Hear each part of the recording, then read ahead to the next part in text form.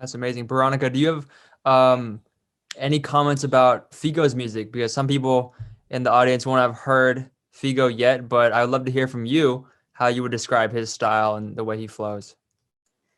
I feel like Figo is a storyteller. Um, he is honestly the most dope MCs that I've ever heard of. You know, I feel like a lot of this like new rap is very like commercial and pop. You know what I mean? And when you hear Figo, it's like it's the truth. You know, the metaphor is always on point.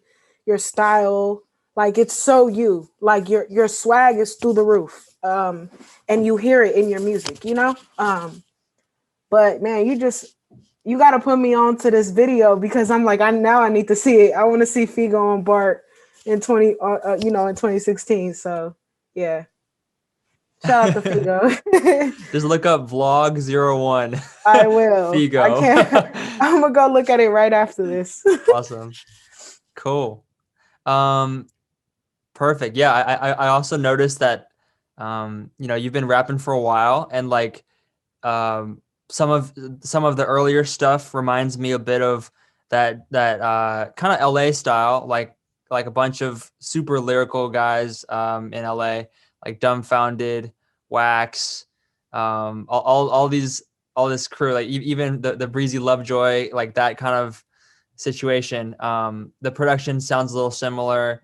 The wordplay, the punchlines always are hidden super hard, which I feel like is so interesting. People always try to compare, for better or worse, old hip hop, early 2000s hip hop to today. But I think what people don't even realize is that a lot of these rappers who were rapping during those times have really changed their styles and adapted in a way that it feels very special and unique when someone is not just like coming up in that generation, but actually changing the way that they rhyme to adapt to the times.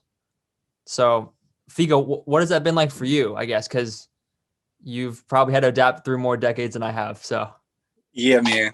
We out here.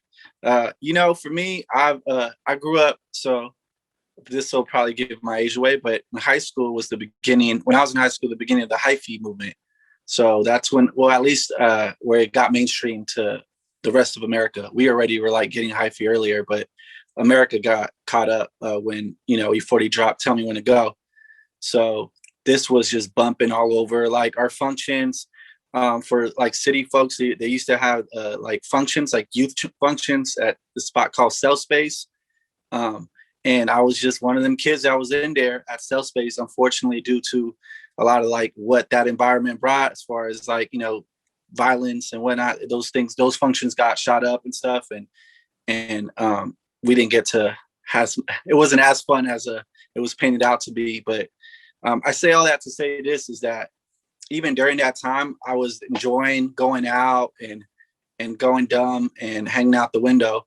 I also had this appreciation for like the foundation of hip hop. Like I'm talking about Nas and the East Coast and what they brought to yeah, I don't know. They just were storytellers. The Fugees, Lauryn Hill.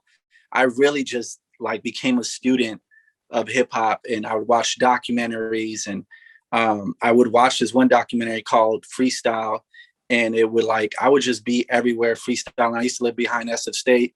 I was battling older cats, the college students and whatnot, and that was just the era. Me and Ryan always talk about this. Like there was an era where you couldn't just get on the mic, like you just weren't allowed to rap. Cats were bullies, and wouldn't let you hold the mic if you were whack. So kind of coming from that school of like some of my peers, yeah, it just gave me like a tougher skin of just being able to rock anywhere and hop on different styles. So I don't know if that answers your question, but I fed myself everything about it, the history of it, from the Boogie Down Bronx to DJ Kool Herc, who's one of the founding fathers, if you ever looked into it, to like the current era of the whole TDE movement and all that. So beautiful. I could go on for days. Don't have me geek out to this. Yeah. Maybe you'll have to come on and be a guest host when I interview Ramo. That'd be pretty awesome. Oh, dude, yeah, we're just not going to stop talking.